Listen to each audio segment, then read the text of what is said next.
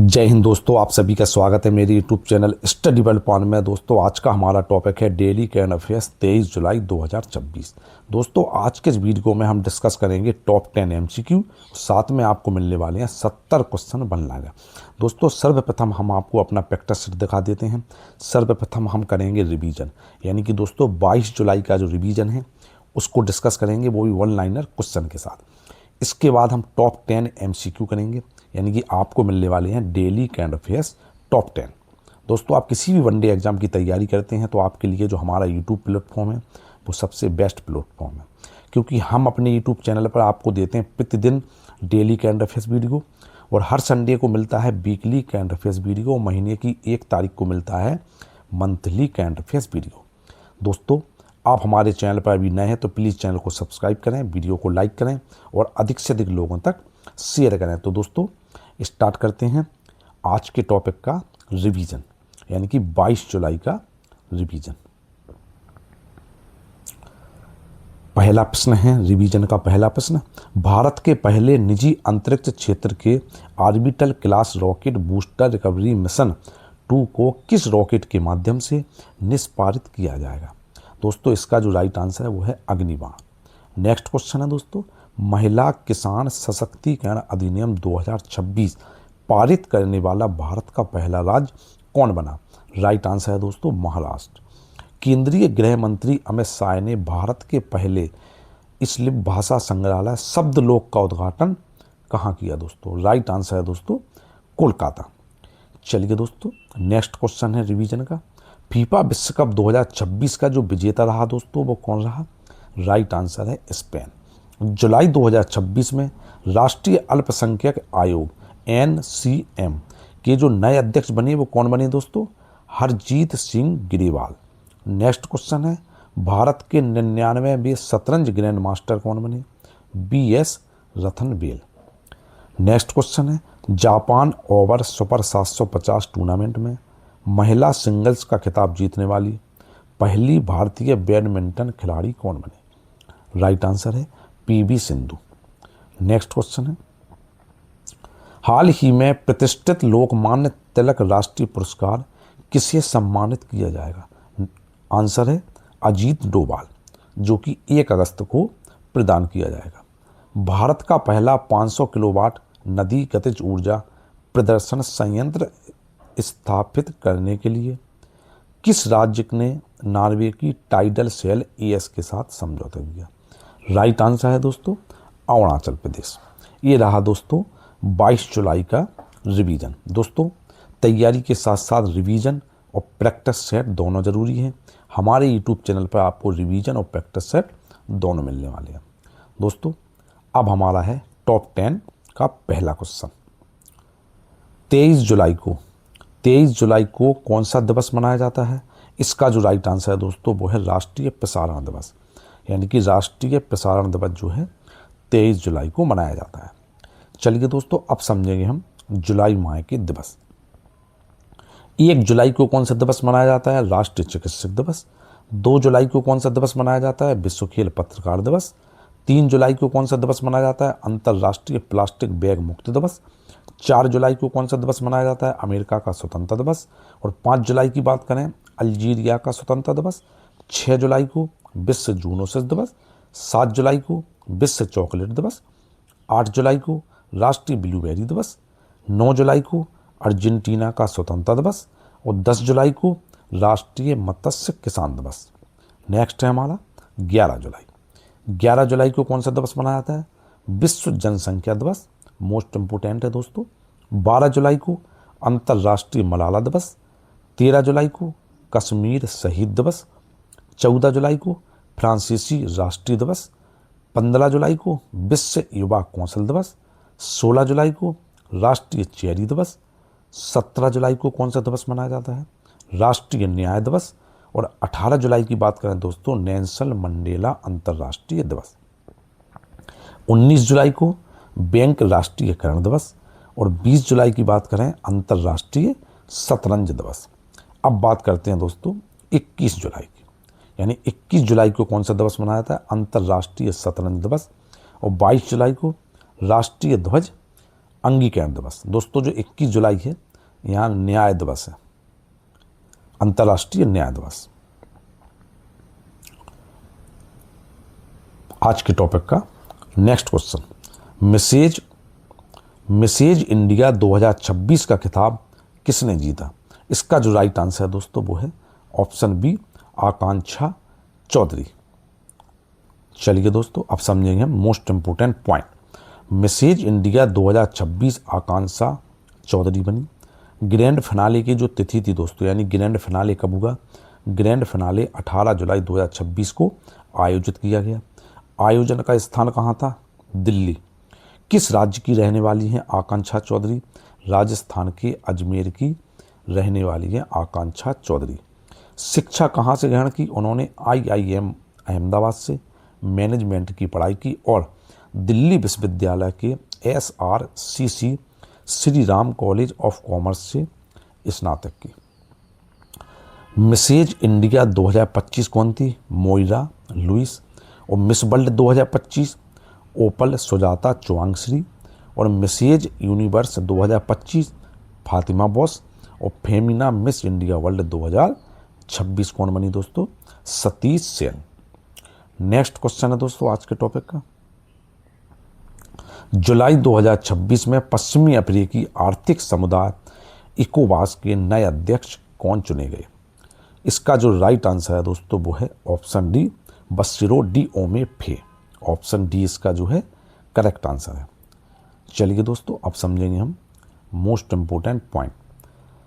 जुलाई 2026 में सेनेगल के राष्ट्रपति बसिरो डिओमे फे को पश्चिमी अफ्रीकी आर्थिक समुदाय इकोवास का नया अध्यक्ष चुना गया।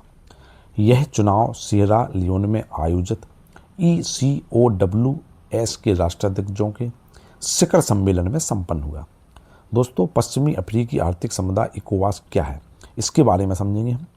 पश्चिमी अफ्रीकी राज्यों का आर्थिक समुदाय इकोवास 15 देशों का एक क्षेत्रीय और आर्थिक समूह है। स्थापना कब हुई थी दोस्तों? 28 मई 1975। मुख्यालय कहाँ पर है? अबूजा यानी कि नाइजीरिया में। और जो भी सदस्य देश हैं यानी जो 15 सदस्य देश हैं वो कौन कौन से हैं?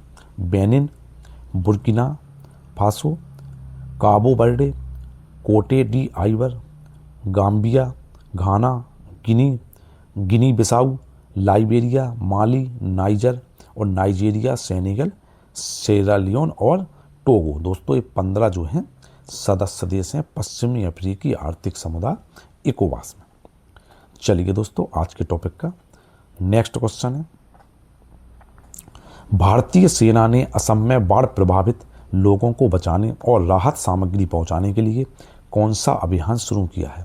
इसका जो राइट आंसर है दोस्तों वो है ऑप्शन ए, ऑपरेशन जल राहत। ऑप्शन ए जो है करेक्ट आंसर है। अब हम समझेंगे मोस्ट इंपोर्टेंट पॉइंट। भारतीय सेना ने असम में बाढ़ प्रभावित लोगों को बचाने और राहत सामग्री पहुंचाने के लिए ऑपरेशन जल राहत जो है शुरू किया है। सक्रिय योगदान। इस अभियान को भारतीय सेना की स्पीयर कोर और रेड शील्ड डिवीजन के जवान असम राइफल्स के साथ मिलकर चला रहे हैं। प्रभावित क्षेत्र कौन कौन से हैं? सेना मुख्य रूप से ऊपरी असम के सबसे गंभीर रूप से प्रभावित जिलों शिवसागर, चलाईदेव और जोरहाट में दिन रात बचाव कार्य कर रही है। अन्न राहत ऑपरेशन। दोस्तों अब हम समझेंगे अन्न राहत जो भी ऑपरेशन है, जैसे कि ऑपरेशन मेघ राहत 2025 में चलाया गया। उत्तर पूर्वी भारत विशेषकर असम और आसपास के क्षेत्रों में आई भीषण बाढ़ के दौरान नागरिकों को बचाने के लिए चलाया गया राहत अभियान है।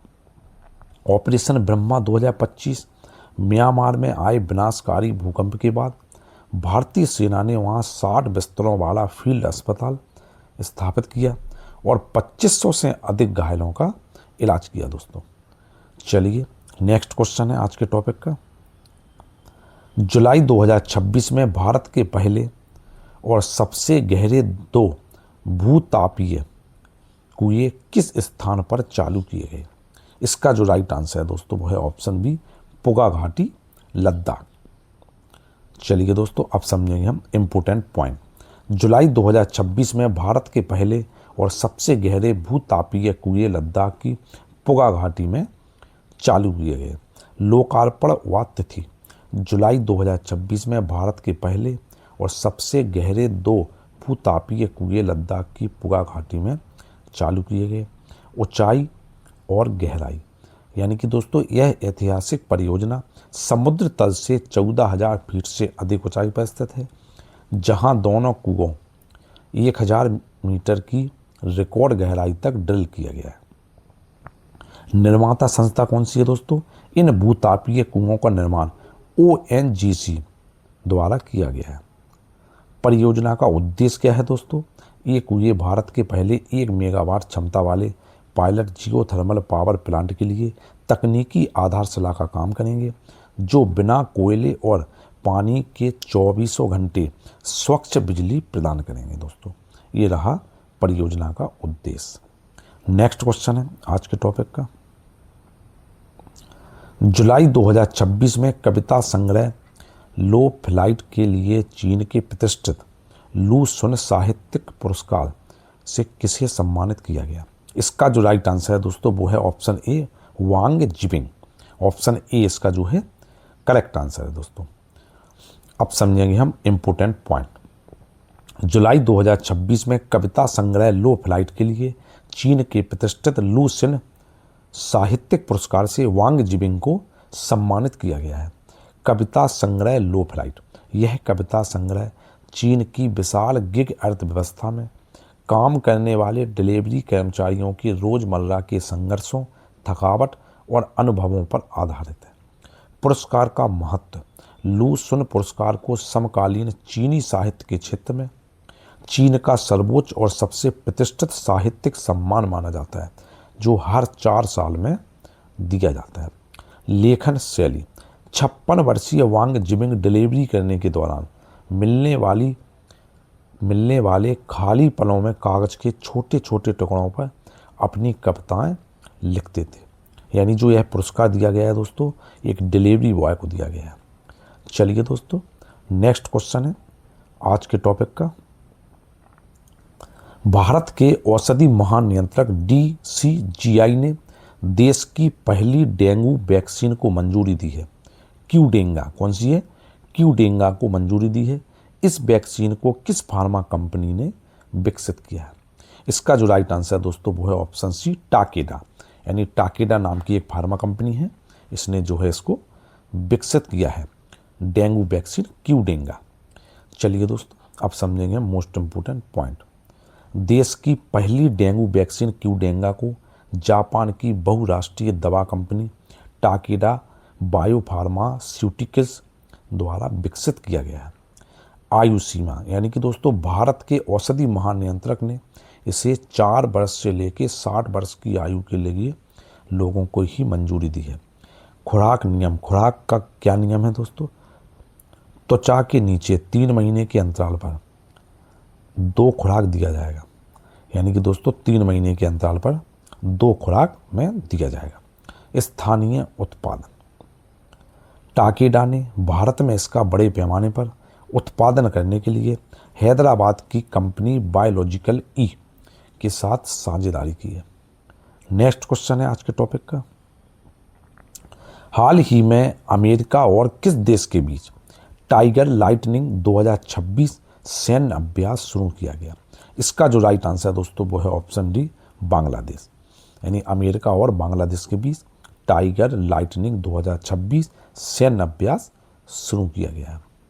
चलिए दोस्तों अब समझेंगे हम मोस्ट इम्पोर्टेंट पॉइंट। हाल ही में अमेरिका और बांग्लादेश के बीच वार्षिक द्विपक्षीय सैन्य अभ्यास टाइगर लाइटनिंग 2026 शुरू होगा। शुरुआत और अवधि क्या है दोस्तों? यह 13 दिवसीय संयुक्त सैन्य अभ्यास 19 जुलाई 2026 को शुरू होगा और 31 जुलाई 2026 तक समाप्त होगा। स्थान यानी कहाँ पर हो रहा है दोस्तों?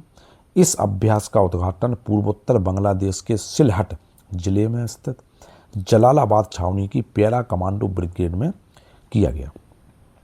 इतिहास दोस्तों, इतिहास समझेंगे इसका। टाइगर लाइटनिंग सैन्य अभ्यास की शुरुआत कब हुई? 2017 में। कोविड-19 महामारी के दौरान इस पर अस्थायी रोक लगी थी, जिसके बाद से इसे दोबारा सुचारू रूप से शामिल किया गया है। नेक्स्ट क्वेश्चन है दोस्तों आज के टॉपिक का। हाल ही में पृथ्वी की दूसरी सबसे पुरानी आर्बिकुलर चट्टान किस राज्य में खोजी गई? इसका जो राइट आंसर है दोस्तों वो है ऑप्शन बी मध्य प्रदेश, यानी मध्य प्रदेश इसका जो है करेक्ट आंसर है दोस्तों। चलिए दोस्तों अब समझेंगे हम मोस्ट इंपोर्टेंट पॉइंट। हाल ही में पृथ्वी की दूसरी सबसे पुरानी आर्बिकुलर चट्टान भारत के मध्य प्रदेश राज्य में खोजी गई स्थान, यह दुर्लभ चट्टान मध्य प्रदेश के शिवपुरी जिले के कोटावली गांव यानी कि पिछोर क्षेत्र के पास मिली है। नाम, वैज्ञानिकों ने इसे पिछोर आर्बिकुलर ग्रेनाइट नाम दिया है। विश्व में स्थान, यानी कि दोस्तों यह पश्चिमी ऑस्ट्रेलिया में मिली चट्टान के बाद दुनिया की दूसरी सबसे पुरानी ज्ञात आर्बिकुलर चट्टान बन गई है दोस्तों। क्वेश्चन है दोस्तों, जुलाई 2026 में बेल्जियम ग्रांड प्रिक्स 2026 किसने जीता? Option A George Russell, option B Kimi Antonelli और option C Charles Leclerc, option D इनमें से कोई नहीं। इसका जो राइट आंसर है दोस्तों वो है ऑप्शन बी किमी एंटोनेली, यानी ऑप्शन बी इसका जो है राइट आंसर है। दोस्तों वीडियो पसंद आए तो लाइक करें, शेयर करें और हमारे चैनल को सब्सक्राइब जरूर करें। मिलते हैं दोस्तों अगले वीडियो में।